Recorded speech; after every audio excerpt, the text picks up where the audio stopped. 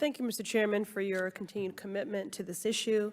It is critical that we hold both big tobacco and big vaping accountable for targeting young people and for knowingly hooking generations of Black and brown Americans to nicotine. Our work to end the smoking epidemic is not just simply a matter of public health. This is and always has also been an issue of racial justice. Last week, my home state of Massachusetts became the first in the nation to place a permanent ban on flavored e-cigarette and menthol cigarette products. This is important because if we are banning flavors, we must ban all flavors, which includes mint and menthol. To not do so would be discriminatory, since menthol in particular has imposed a unique and deadly burden on the Black community. We must clamp down on the production of menthol products and not the individual possession of it, because there are real intergenerational traumatic consequences of broken windows policing that has historically over-criminalized Black and brown communities. Something I called for in my People's Justice Guarantee resolution. We must be simultaneously attuned to both public health and public safety to ensure that there are no more Eric Garners. For years, big tobacco companies disproportionately targeted more tobacco ads, and specifically more menthol tobacco ads, in Black neighborhoods. In some instances, as many as 10 times more ads for menthol products. The CDC reports that nearly 9 out of 10 Black smokers prefer menthol cigarettes. So I think it's safe to say, Mr. Zeller, that the targeting was effective, correct? I would agree with that. So today, nearly 45% of Black menthol smokers say they would quit smoking if menthol cigarettes were banned. And almost 2/3 of Black smokers under 24 years of age would do the same. A year ago, the FDA announced plans to ban menthol cigarettes, saying that a ban was necessary because menthol products, quote, unquote, disproportionately and adversely affect underserved communities. So a year has passed, and the FDA has not followed through on this ban. Why is that, Mr. Zeller?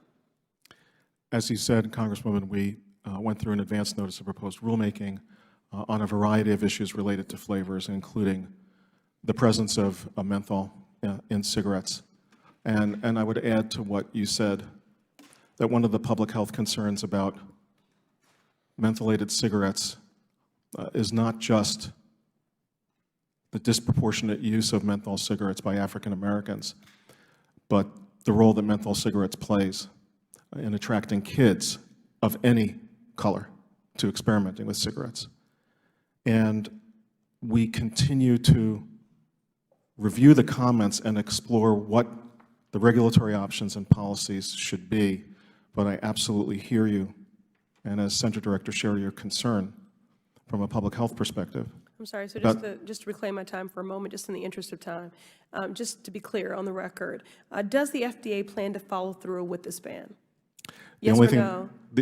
I cannot give you a yes or no answer in an open public hearing. All I can tell you is that we're continuing to review all of the evidence related to flavors in all tobacco products as we try to follow the regulatory science and come up with the right policy. So previous attempts to ban menthol have been overridden by the Office of Management and Budget. Why is that?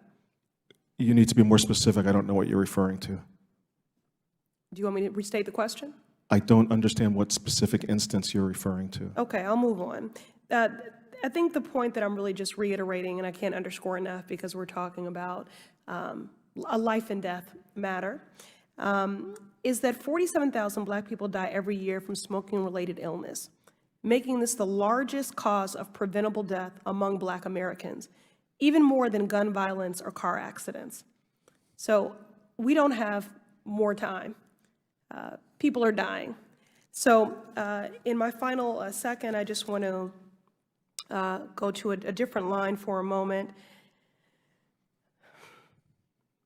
So e-cigarettes are e-cigarettes recognized as an effective smoking cessation aid or not?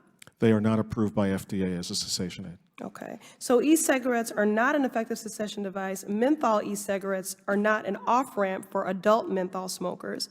They are an on-ramp to hooking a new generation of smokers. Well, if we can go past the 20 seconds that you have left, there's a Public Health Balancing Act that the agency has to do with whatever policy emerges on flavors. And it's balancing, well, what are flavors helping adults successfully transition off of cigarettes completely to e-cigarettes? What role are flavors playing in that? And it's part of the balancing that we need to do. It's an easy call on the negative side of the ledger when it comes to the role that flavors are playing in attracting kids to experiment, especially kids who are walking around thinking that these are harmless products. But it's a balancing act because we have heard repeatedly from former smokers that it was the presence of certain flavors that helped them successfully transition completely away from cigarettes. Thank you. I yield back.